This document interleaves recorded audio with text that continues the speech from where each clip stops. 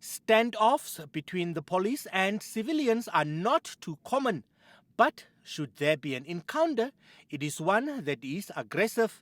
Some encounters between the public and the police worth noting were during the Shut It Down movement demonstrations in 2020, where demonstrators, mainly youth, stormed the parliament in protest against gender-based violence. The action of these protesters was triggered by a series of gruesome assaults on women and girls. The riot police used tear gas and rubber bullets to disperse the protesters.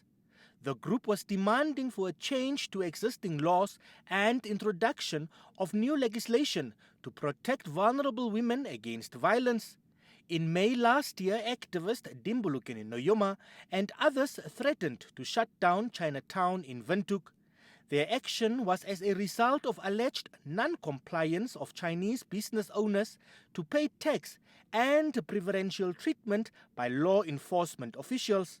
The police described Noyoma and his company's actions as tantamount to inciting violence. The Special Reserve Force was called in and gave the demonstrators 5 minutes to disperse.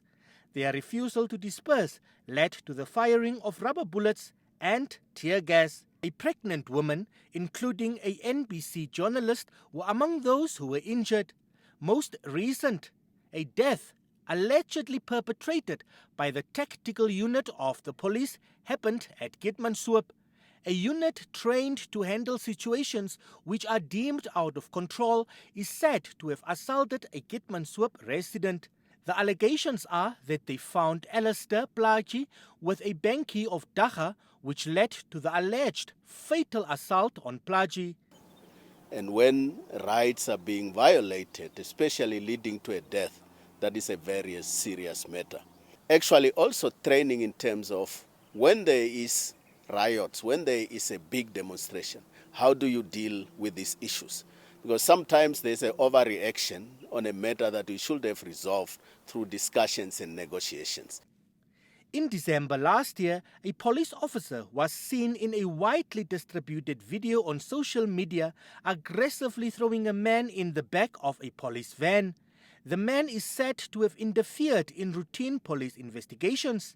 NBC News reached out to the Oshana Regional Commander, Commissioner Sakaria Lungameni, asking if the actions of the police officer were justifiable. And don't get me wrong, under no circumstances that we are saying that the image that we have seen is appealing. No, what we are saying is that people should allow the police to do their work.